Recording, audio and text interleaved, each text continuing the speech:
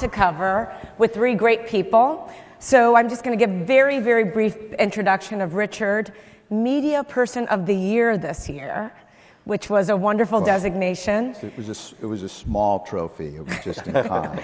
And you have greenlit some of the most popular shows of our day, Game of Thrones and Boardwalk Empire, and HBO is the #1 rated domestic premium pay service. I'll go on to David Zaslav, President and CEO of Discovery Communications. Been there since 2007. Started your career at NBC Universal. Was a lawyer, a practicing lawyer. Not supposed to say that out loud. Was a practicing lawyer at a big law firm. And now Discovery is the #1 pay TV programmer in the world. Last but not least, we have Susan Wojcicki and company. Yes, and company here. And company.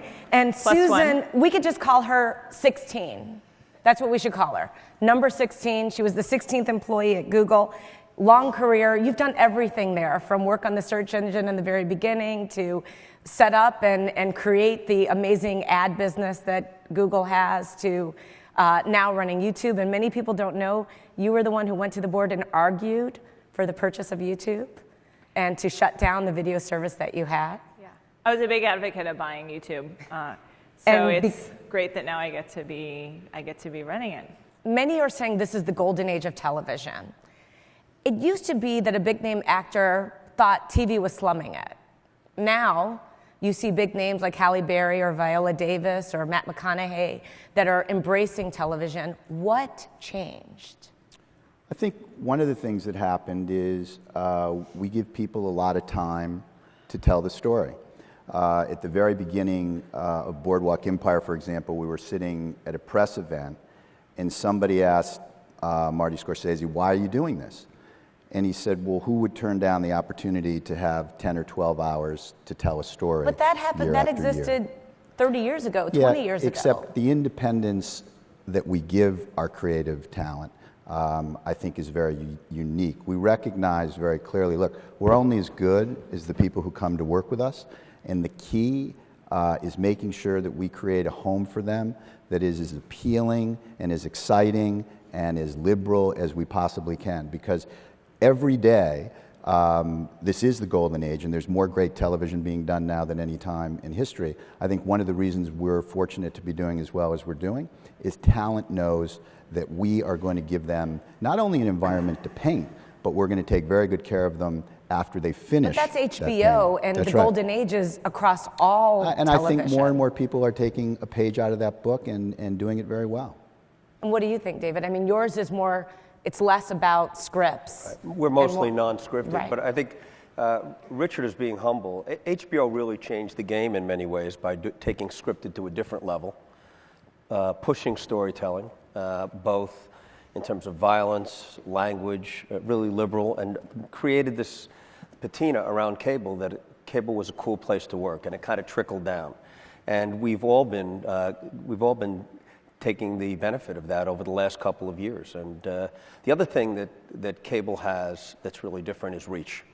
So if we put a science show on our science channel, we're in 230 countries with our science channel. So if we put on Bering Sea Gold, we take it everywhere in the world. And so the ability to reach all around the world is very appealing for storytellers and for talent. So you said HBO made it cable cool. Does that mean that people want to go to HBO first and then they settle for the other cable channels, or how does that work? Well, I think it's all about brands. Our company is all about brands. We're really not trying to get the biggest ratings. We're trying to nourish groups of people that really love our brands, whether it's Oprah on OWN about living your best life, which she's doing a great job with Tyler Perry, or whether it's our science channel for people that love science, or Discovery, which is about curiosity. We have a car channel called Velocity, which all those channels we carry around the world. And so for us, it's about building brands. Exactly. I think it's a very big point to punctuate. So if somebody comes to do something at HBO, the metric for success is not, do we get the biggest number? We're not selling eyeballs to advertisers, we're selling a brand.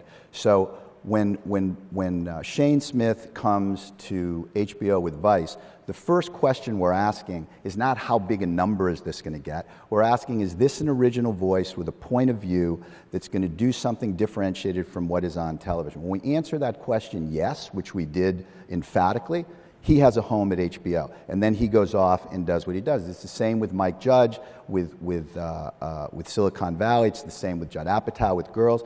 That is a very liberating dynamic for creative people when you're telling them that what's defined success for HBO is excellence, not box office, and not ratings. And that allows people, we think, to do their best work.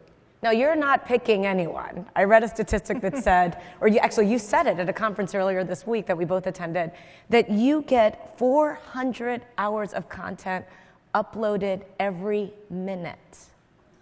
Now, I'm in the math business, in the investment business.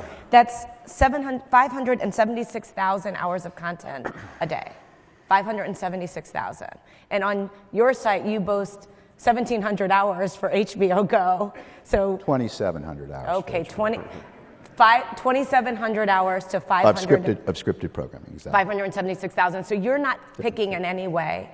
And is it because you're getting all this content because people want to be famous, or is it because they have something to say? Or so why are people rushing to give you all this content? Yeah, well, I think and we have very different models, but the internet has enabled anyone to be able to have a global audience. And I think about how when we were kids, we love to create. All kids love to create stuff. And it must just be so amazing to be a kid today. You can take your phone, which a lot of kids have, create whatever you want, and you have a global audience. And if you have something interesting to say, you can share it with pretty much everyone. And that means that suddenly you're giving a voice to a lot of people who otherwise didn't have a voice. So I think if you look at all of those hours, some of them are people who are just getting started, they're amateurs, they're filming in their bedrooms. Some of them are people who just want to share parts of their life. And then now we actually have people who are making a living on YouTube who are becoming professional creators because they might have just started this, it might have been the stand-up comedian, but then they found wow, I'm getting a lot of followers here. A lot of people like my content, and it winds up becoming a profession for them. So why are 30 million people watching PewDiePie play a video game? Why is that? Now, he had 30 million people watch Livewire with Walenda. Nick Walenda across Grand Canyon. 30 million on one show. That's like a day at work for you, right? That's not a big deal. Well, that happens all the time for PewDiePie. So PewDiePie, for those of you, probably a lot of you I don't know if you guys watch PewDiePie. So he is a gamer, and he is a really skilled gamer. But he's also really funny. And so one of the things I think when YouTube first created that we didn't anticipate was that people would want to watch each other play video games. And now that I have kids and I see this, I can see how passionate they really are. And I guess I'd describe it best as people like to get together, they like to play video games, they like to see, my friend got to a level that I never could get at, and share that experience.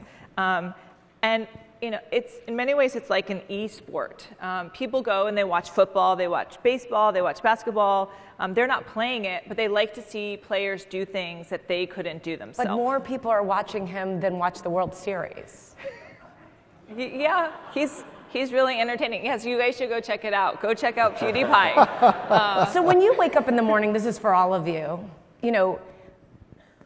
many people say that Coke and Pepsi became better companies because they were competing against each other every day. When you wake up in the morning, who are you trying to crush? It's interesting. We're actually not trying to crush anybody. Well, who is it that you watch then? I'm going to tell you what we're doing. We're waking up every day and we're asking ourselves, are we playing our game to the fullest capacity that we can? Are we working with the people we want to work with? Are we making the shows that we want to make? Are we evolving our technology in the way that we want to evolve it to create maximum optionality for our viewers? Are we building our brand around the world? And if we play our game to our fullest capacity, I can't control what another network makes. We can't have everything. We can't put everything on HBO. All we can control is, are we doing what we want, and are we working with the best people? But who, at a corner of your eye, are you saying, you know, what are they doing, and are they doing something? Listen, we sit down every week and we make a list of people who we think we want to work with. There's a line at our door that is actually longer now than at any time in history. So, well, as I said earlier, I think there's tremendous quality television being done all over the world. We're not sitting there saying, oh my God, there's a show on Showtime that we wish we had, or there's a show on AMC. We're asking ourselves, what do we want to do? And fortunately for us, the line is long and the talent is there, and we have this blessing that we're able to work with the people we want to work with. So I must tell you, we do not spend a lot of energy worrying about crushing anybody. We do spend a lot of energy thinking about, are we doing what we do as well as we can? I'm going to get to you guys in 1 second, but I want to ask a follow-up question on Please. that. So you talk about the line at your door is very long. Yeah. So is this a situation where there is a lot more content now because people believe there's an opportunity for them because there are so many outlets? Or is it like Silicon Valley, where the VCs are competing to convince the entrepreneur that they're the right people for them for the next big idea? Listen, I think it's one of the great ages for storytellers that we've ever seen. And here's the one thing that has changed. Most of the time, I think we're port of first call. Not all the time if people want to do a particular kind of storytelling, but most of the time. And if we say no, there are other places to go. Or if we can't do it, there are other places to go. The real point of concentration for us is making sure that we're executing on our strategy, following our North Star, which is quality and differentiation and excellence across, by the way, all genres of programming. Our sports programming, our docus, our miniseries, our movies, our series, and the content providers know, to David's point earlier, that our shows are going to be seen all over the world. We're in 60 countries and we sell to 150 markets all over the world. So you're in 221 countries. Who are you waking up in the morning saying? Well, I think our model's a little different. First, we're advertiser-based. Exactly.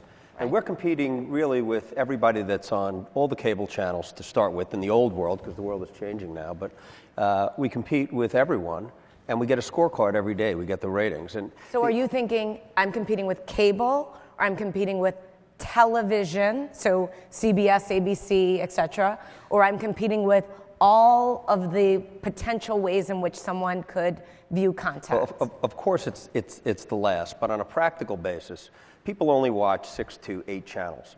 And so curation is really important. And whether there's 100 channels, if you're in France, or whether there's 40 channels in Russia, or whether there's 300 channels here, people only watch 6 to 8 channels. And we're in a fight every day to have some of our 14 channels be one of your favorites. So if you come to TLC enough times, and you have a couple of shows that you like, you feel like TLC gets me and you want to spend time. And for us, we have to nourish that audience. But we follow the audience. We used to follow them just on cable. Where are they going? TLC is a middle America channel that skews female. So we want to know every night, are they spending time with us? If they're not, what are they watching?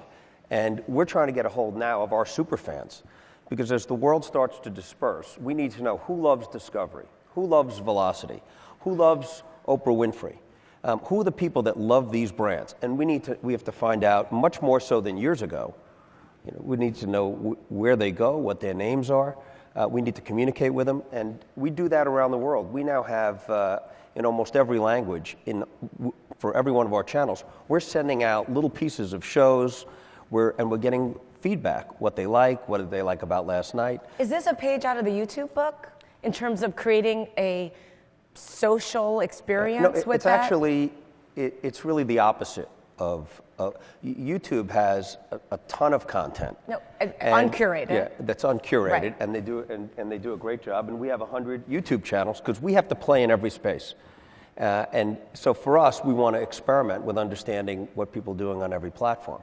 But for us, it's really about telling great stories, quality content across all of our platforms around the world. And we're also in a race.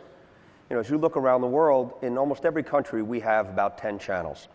And we need to make those channels strong. And as new opportunities come to launch new channels, we need to get more of that scale. So, Brazil's is in a very fast-growing market.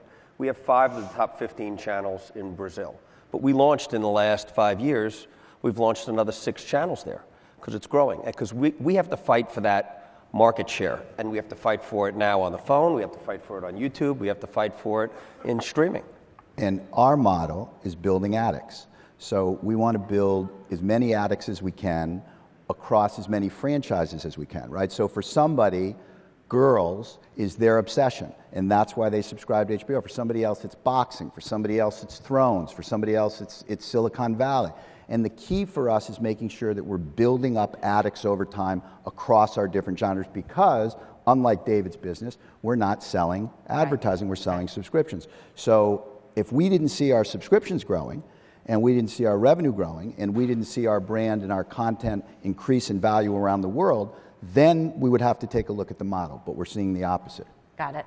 Susan, Facebook is now encouraging users to upload high-quality videos.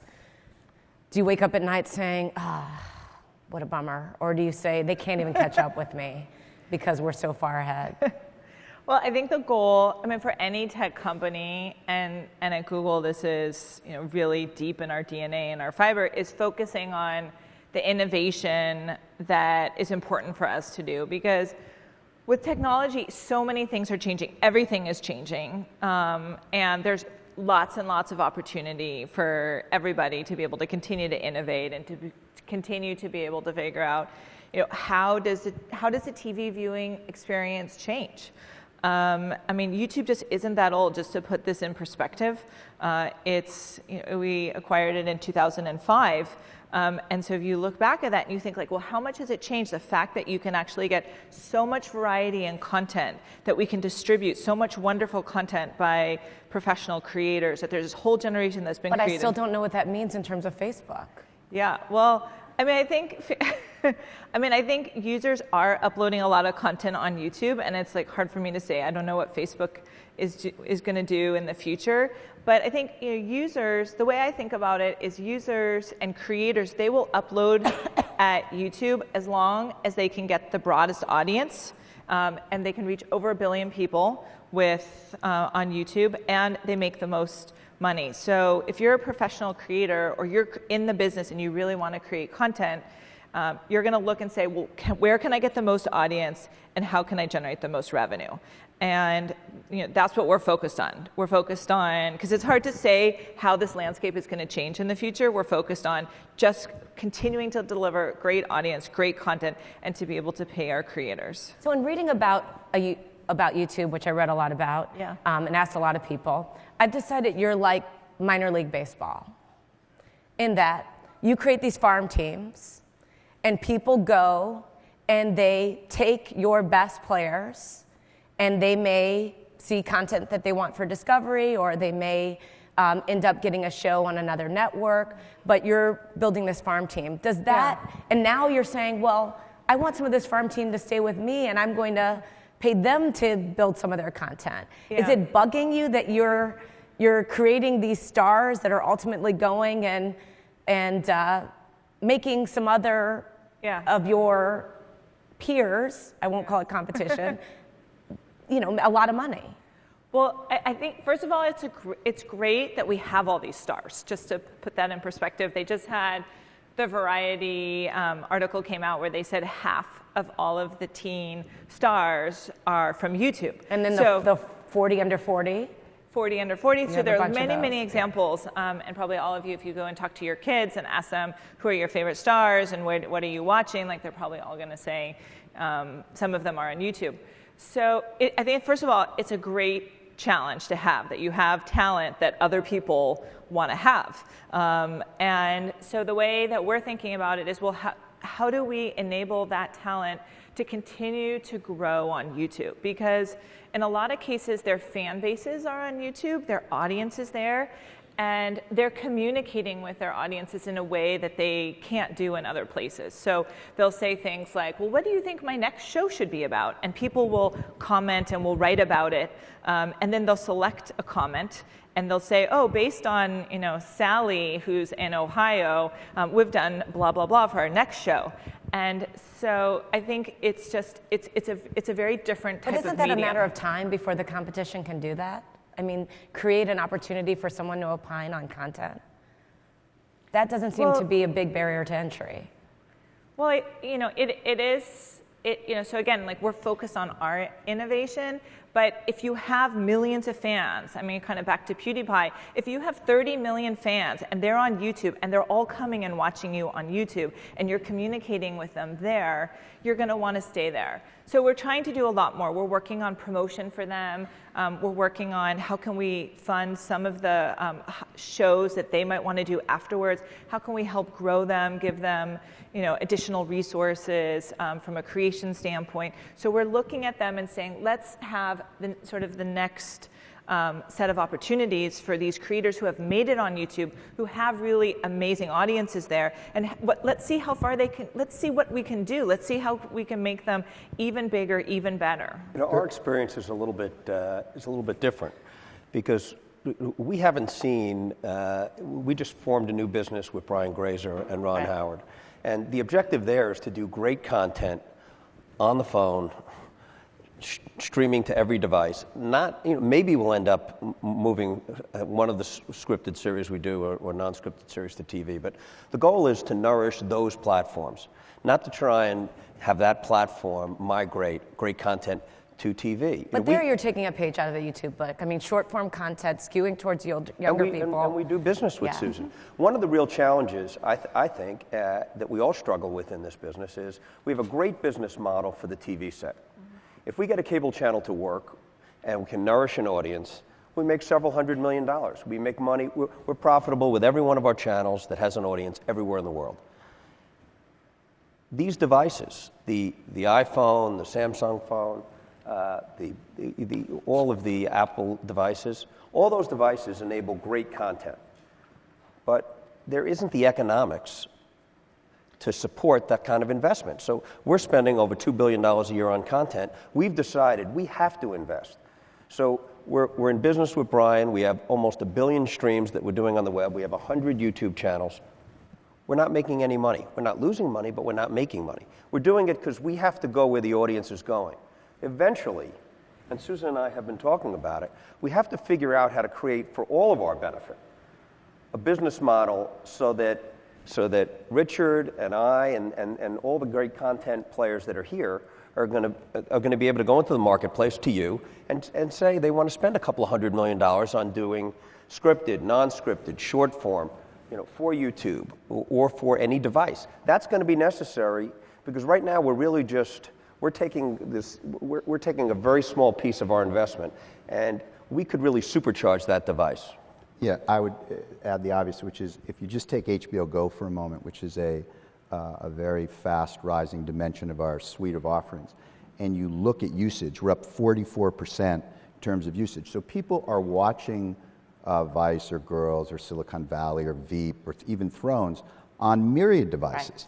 And that's very, very good for us because A, it enhances the subscription, B, it enables millennials to watch what they want to watch when they want to watch it. It gives us optionality going forward if we so choose. So for us, HBO Go is a big part of our future. In fact, if you just look at Silicon Valley did, as I think I told Mike already, Silicon Valley did 15% of its audience on HBO Go. That wouldn't have happened even a year ago. So it's a very, very big part of the dimensionality of our subscription. So we have to go to the audience, but before we do that, I want to do I could talk about this for days, but I want to ask you a few controversial questions, and I'm going to force you to do a yes or no. It's totally not fair, but we don't have enough time. So the question that Good luck with Richard. The question I want to ask you, Susan, is... Oh, no. Will there be cable in 10 years? Maybe. I read you said no. I don't know if it's going to be 10 years, but I think in the future, everything will be delivered over the top because there's so many opportunities to be able to innovate on that format. It's going to take time. I don't know exactly when it's going to be, but I do think in the future, most of our viewing is going to happen over the top. It could happen in the living room. It could happen on your phone. It could happen in a bunch of places. Do we get to riff off of anybody else? Yours is your next one. Okay. Just yes or no. I'd like to No, answer no, that. no, I have an answer to that too. Just yes or no. Yes, I'm answering yes to that one. Will there be DVDs? Will there be? And I'm answering yes as well. Great.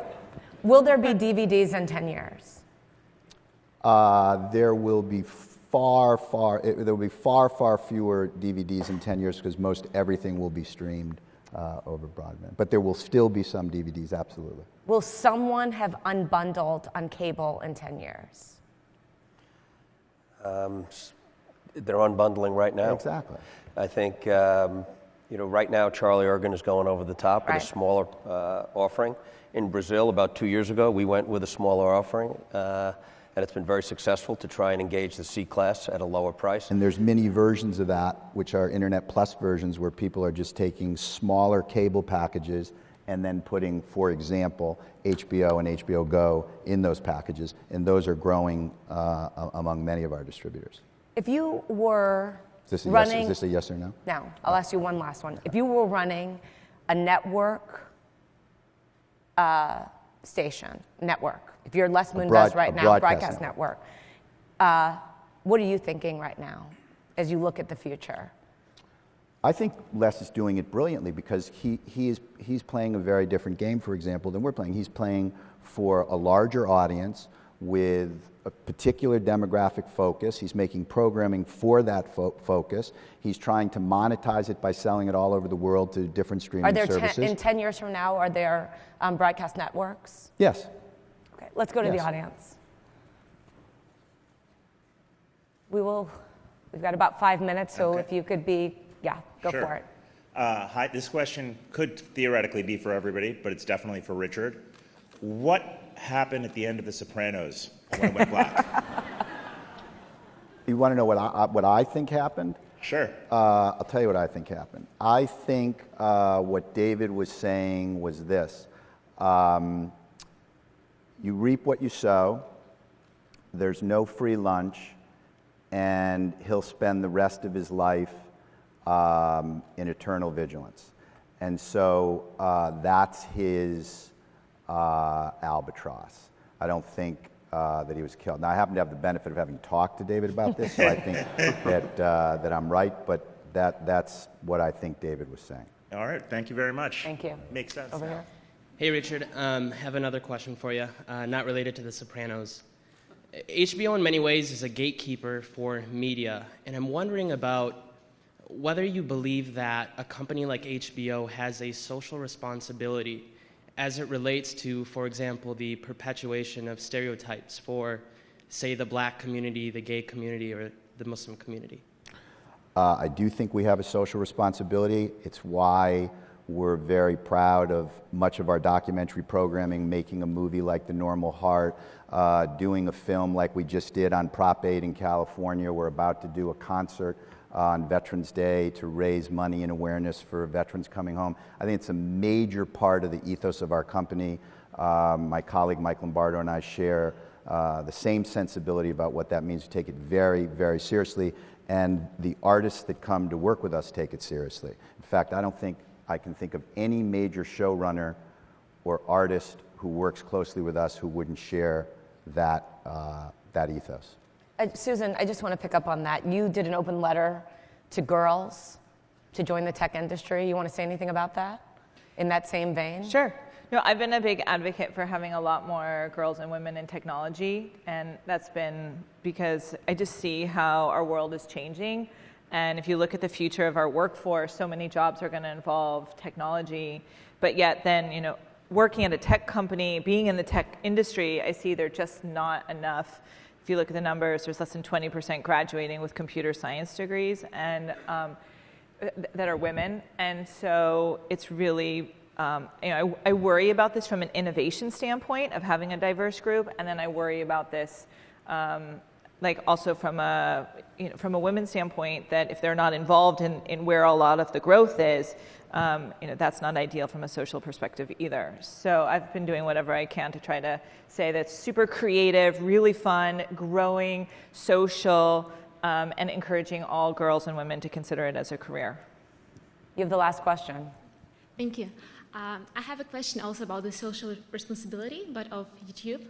So in YouTube, this free platform where everybody can post whatever they want and you basically don't censor this content. How can you keep this balance without having a censorship and without engaging in any strict form of control and preventing this person who has 30 million subscribers go on his channel one day and say hey, let's all commit suicide or kill somebody else? How do you find this balance? Be very brief on this answer as we wrap Yeah, up. I think one thing that we have been doing is we do have community guidelines about how the type of content that is acceptable for us to be on YouTube, because we are a community. And so, for example, something that would be inciting violence, something that would be extreme violence that we think would be inappropriate for a whole bunch of different reasons, or mature adult content, we've been taking that down. Because of all the social implications for that. And so when it's open and free, we mean anybody can post and share their point of view, but if it crosses some boundary that's inappropriate for the community, like inciting violence, then we will take it down. Ladies and gentlemen, Richard Plepler, David Zaslow, Susan Wojcicki, thank you.